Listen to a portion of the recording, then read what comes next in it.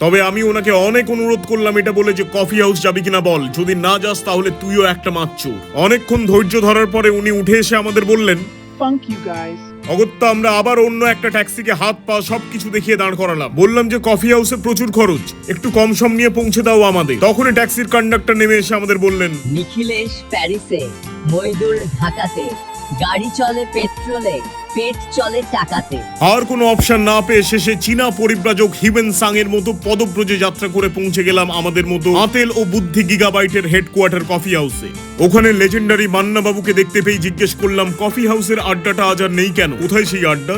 উনি বললেন, বাইরে একবার তাকিয়ে দেখ। বাইরে তাকাতেই দেখতে পেলাম আড্ডা আর তার যমজ ভাই কফি হাউসের বাইরে শুয়ে রয়েছে। এটা আগেও বলেছি এবং আবারও বলছি যে কফি হাউসে আতেল আর বুদ্ধি গিগাবাইটের চেয়ে সিলিং ফ্যানের সংখ্যা অনেক বেশি। তারই তলায় দেখতে পেলাম ওপেনলি ঘুষ চাইছেন মুঘল সম্রাট আকবরের প্রধান উপদেষ্টা বীরবল এবং তার ভাই বীরব্যাক। মাথা ঘোরাতেই দেখতে পেলাম এক ভদ্রলোক তার বন্ধুদের বোঝাচ্ছিলেন যে বাংলার নাকি প্রথম রেকগনাইজড গোল্ড ডিগার ছিলেন সুজাতা, কারণ সুজাতাই আজ শুধু সবচেয়ে সুখে আছে। শুনেছি তো লাখপতি স্বামী তার, হিরে আর জহরতে আগাগোড়া মোড়াসে, গাড়ি বাড়ি সবকিছু দামি তার।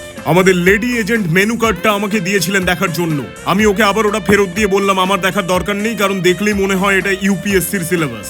এটা শুনেছি যে কানুনের হাত সবচেয়ে বেশি লম্বা হয়, কিন্তু তার থেকেও লম্বা হয় ওখানকার সিলিং ফ্যানের সাসপেনশন রড। ওখানে বসে মাত্র 2 রাত্রির 3 দিন অপেক্ষা করার পরেই চলে এলো পৃথিবীর কোল্ডেস্ট কফি। সেটা খেলেই হয় আপনি এরকম পাগল হয়ে যাবেন, না হলে আমার মতো ছাগল হয়ে যাবেন, যে কিনা জেনে বুঝেও হাঁড়ি কাঠে জবাই হতে আসে। পশ্চিমবঙ্গে এখন চলছে ডিম সংস্কৃতি। সেই ডিম সংস্কৃতির পৌষ্টিক তন্ত্রের ব্যবচ্ছেদ করে দেখালেন আমাদের লেডি এজেন্ট। সবাইকে বলছি, কাউকে ডিম ছুঁড়ে নষ্ট করার পরিবর্তে ডিমগুলো মিড ডে মিলে বাচ্চাদের খাওয়াতে পারেন। সবাই আমাদের মতো এতটাও প্রিভিলেজ নয় যে প্রতিদিন ডিম খাওয়ার মতো সামর্থ্য থাকে তাদের। তারপরেই চলে এলো বিল। 326 ইন্ডিয়ান পাউন্ড দেখে আমি বিলটা আমার লেডি এজেন্টকে দিয়ে বললাম, একটু বসো, আমি একটু ওয়াশরুম থেকে আসছি। বলে সোজা এক নিঃশ্বাসে ওখান থেকে তার উল্টো দিকে দৌড়। এই ঘটনার পরে দুঃখে কষ্টে লেডি এজেন্ট কফি হাউসের দেওয়ালে লিখে দেয়, আপনি আমার জীবনের শ্রেষ্ঠ প্রতারক। তারপরে লেডি এজেন্ট আমায় জিজ্ঞেস করেন, did you ever love me? আমি বুড়ো আঙুল দেখিয়ে বলি, আধার কার্ডের বায়োমেট্রিক করে দেখে নিলেই তুমি জানতে পারবে যে আমি রবি ঠাকুরের বউ।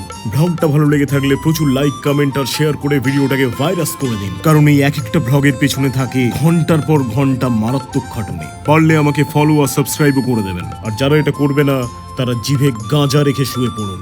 ঠিক এইভাবে রাখবেন জিভে গাঁজা।